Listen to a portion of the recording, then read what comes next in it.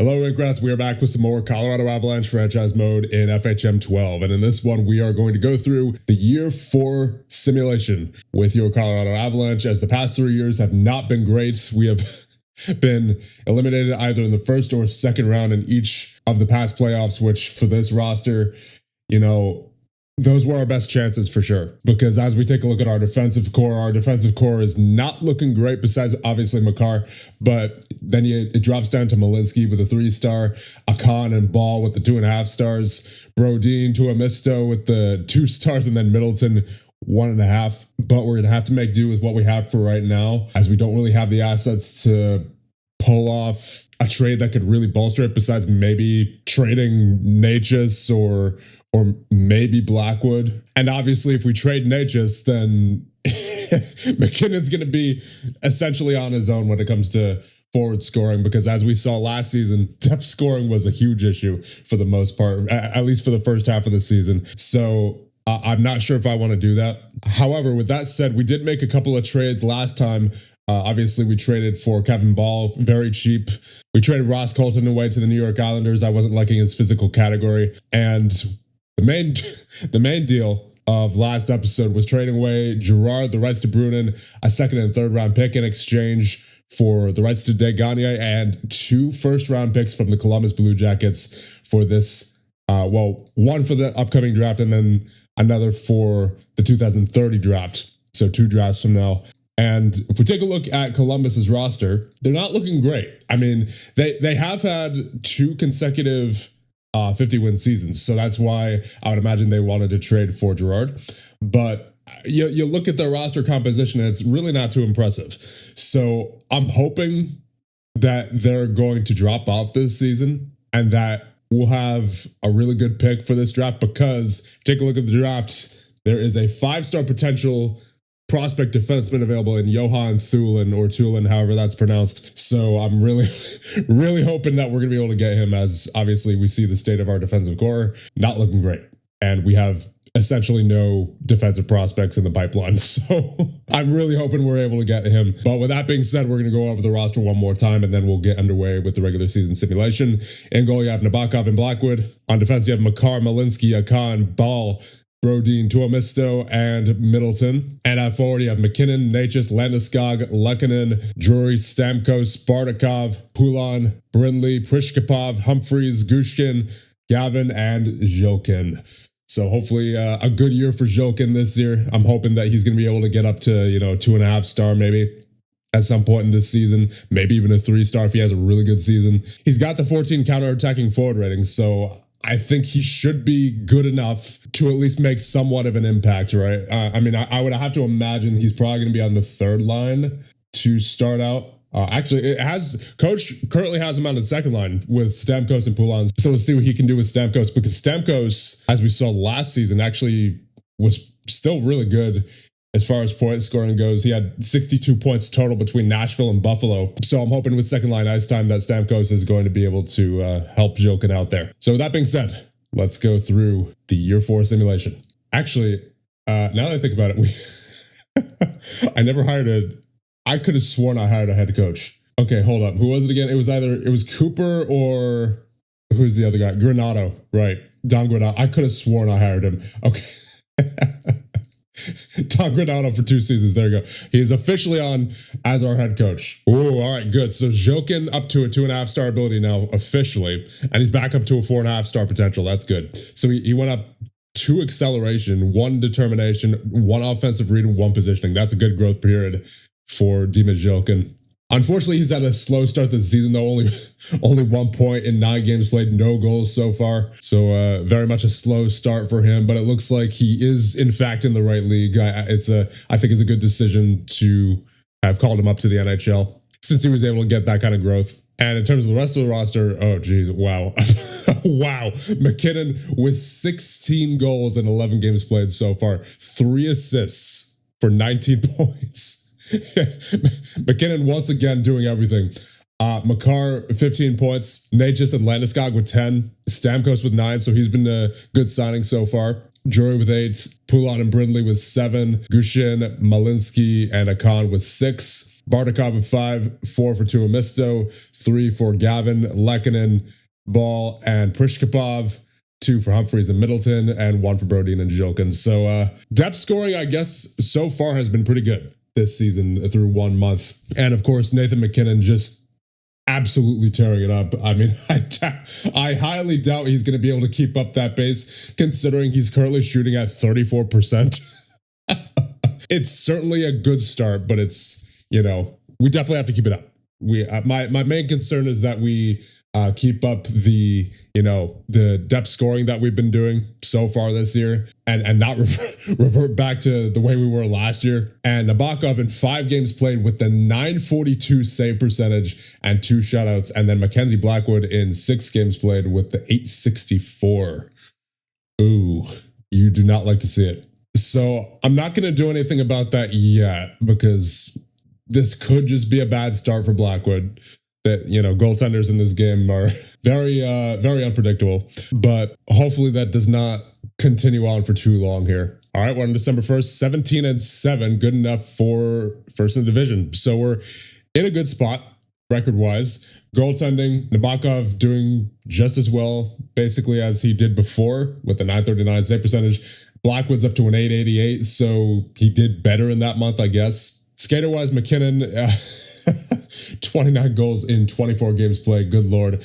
I'm a bit concerned considering that the next guy down is Stamkos with 9. I mean, it's good. It's good the way it is now, but I'm just, it's a bit unsettling with where this could potentially go. He only has 6 assists in 24 games played. My goodness. He's on pace for 101 goals right now, according to the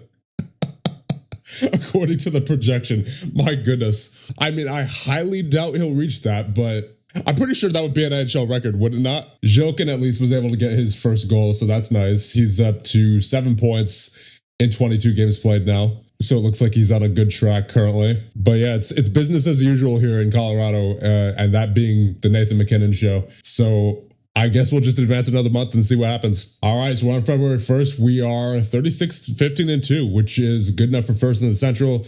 A huge cushion over the second place St. Louis Blues. So we're certainly in control here. And as we take a look at the stats on the season, MacKinnon with 48 goals currently in 53 games played, 68 points. Natchez with 52, 44 for Makar, 37 for Landeskog, 32 for Gushin, 29 for Brindley, 28 for Poulin, 27 for Stamkos, 26 for Bardakov, Drury, and Akon, 24 for Malinsky, 23 for Tuomisto, 21 for Jilkin, 20 for Prishkapov and Gavin, 18 for Ball, 14 for Middleton, 13 for Lehkonen, 8 for Humphreys and Brodin. And a goal, you have a 919 save percentage for Nabokov in 33 games played and 7 shutouts. And for Blackwood in 21 games played, he has an 892. So he's gotten a little bit better as the season's gone on. He did have that rough start, but still not ideal. We're still going to be running with Nabokov for sure. And I think what I want to do here, I want to re-sign a couple of players. So I'm going to see what Landeskog wants. He wants 6.1 for 2 years with a no movement clause. I'm going to see if I can get him down to 1 year. I'll give him 6.5.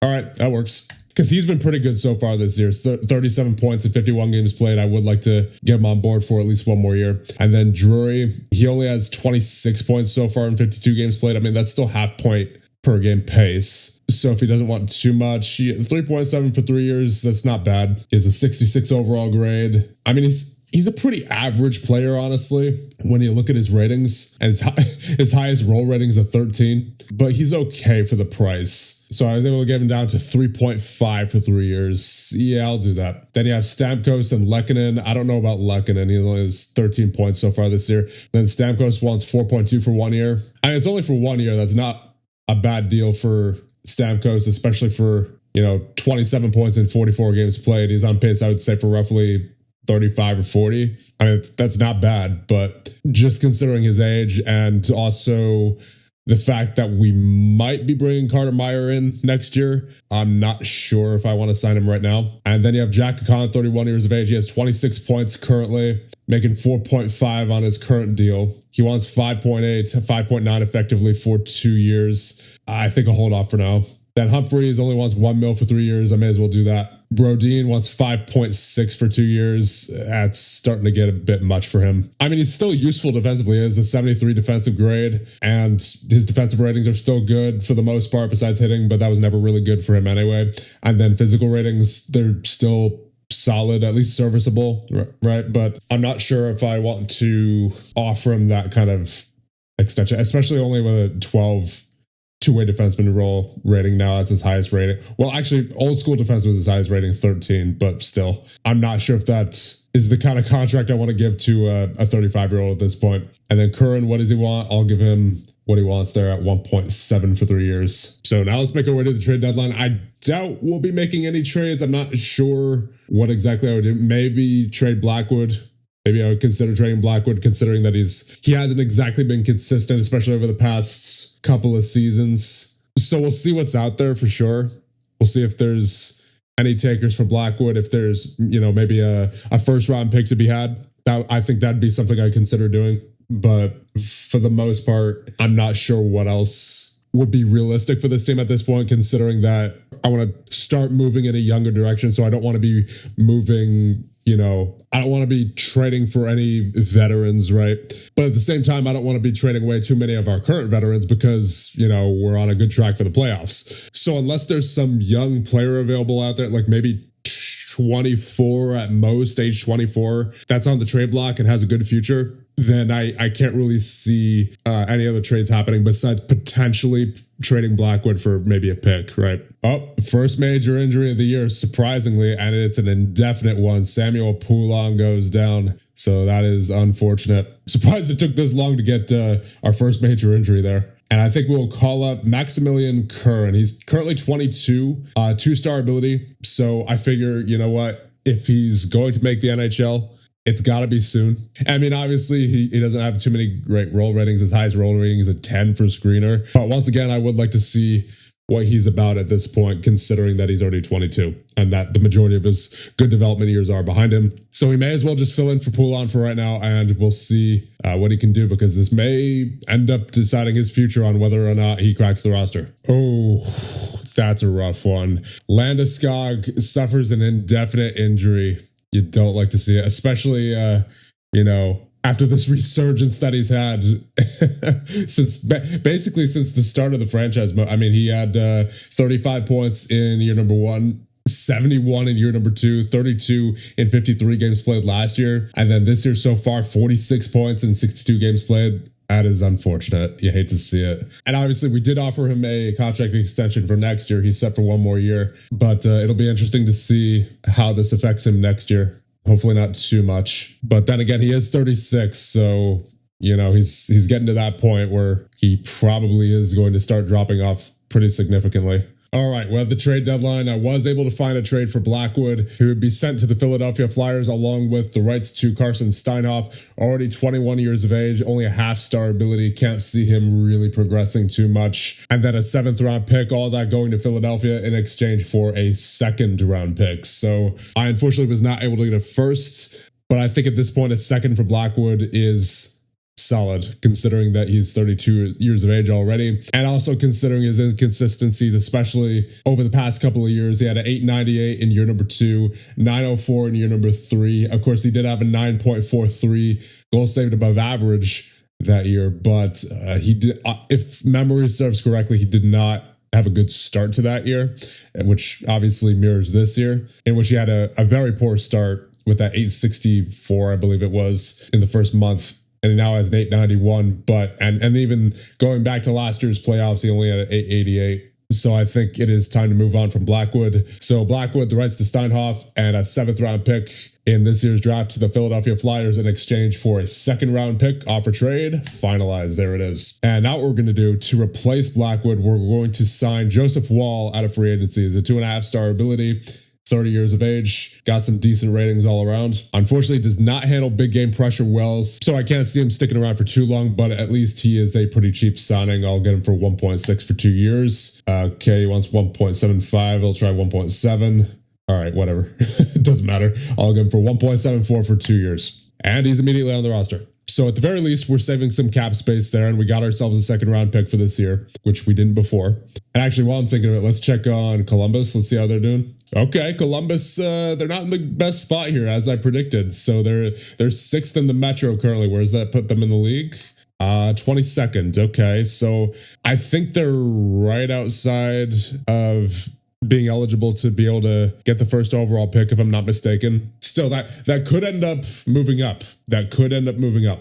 Not likely, but it's possible. Hopefully we get a pretty good defenseman with that pick, because we're sorely in need of prospect defensemen. It would be great if we could get Johan Thulin, however it's pronounced, but I'm not anticipating it, unfortunately. So we're just gonna have to see what happens. And that should be it for our trade deadline, honestly. There was not really any other moves I think we can make, or any moves that would make sense for that matter, especially considering our team records. So I say we just go ahead and we will simulate through the rest of the regular season. And here we are at the end of the regular season of year number 4. We finished 58, 22, and 4, good enough for 120 points and the President's Trophy. So we finished first in the league. Take a look at the player stats. McKinnon finishes with 73 goals and 111 points. That is what you like to see. Natchez with 86 points. Then it drops to Makar with 66. Gushin with 56. Brindley with 50. Malinsky with 49. Landeskog with 46 and 62 games played. Still out with an indefinite injury. Then you have Stamkos, Akan, and Tuomisto with 43, 41 for Bardakov and Drury, 39 for Gavin, 36 for Prishkapov, 35 for Zhilkin. So that's a decent rookie season for him. He's up to a 3-star talent now, so he's steadily growing. Poulin and Ball with 30, Lehkonen and Humphreys with 25, 20 for Middleton, 15 for Brodin, and 5 for Curran in 12 games played. And in goal, you have a .916 save percentage for Nabokov in 61 games played and 11 shutouts. And then for Joseph Wall in 2 games played, a shutout and a .958. How about that? So he didn't play too much, but when he did get in there, he did very well. And actually, let's see where Columbus finished. They finished 5th in the Metro, so I can't imagine. Yeah, no, they didn't make the playoffs this year, but they did finish like just outside. Yeah, they finished 18th, so that's unfortunate. That's not going to be the first overall pick, I can't imagine, but should at least be a decent, top 15 pick or so. And don't forget, we actually have their pick for next year as well. So it's not, the Columbus watch is not going to be over after this season. Anyway, with that being said, let's simulate ahead and see what we have in the first round of the playoffs. And it will be the 42, 34, and 8 Chicago Blackhawks. So with that being said, we'll end things off here, but not before I thank the channel members. Thank you guys so much for your support, and I'll see you guys in the next one.